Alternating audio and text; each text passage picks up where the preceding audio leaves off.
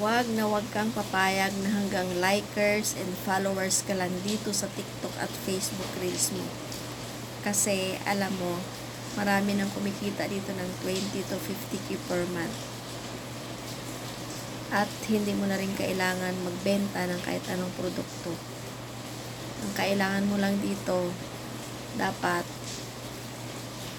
meron kang 2 to 3 hours per day na ilalaan dito. At hindi mo rin kailangan dumaan sa napakahabang proseso. Kasi ang gagawin mo lang dito ay mag-copy and paste. At kailangan meron ka ring stable internet connection.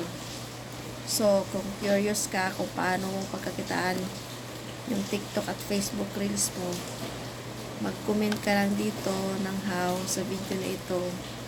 Paki-like and share na rin para may turo ko sa'yo kung paano. Okay? See you!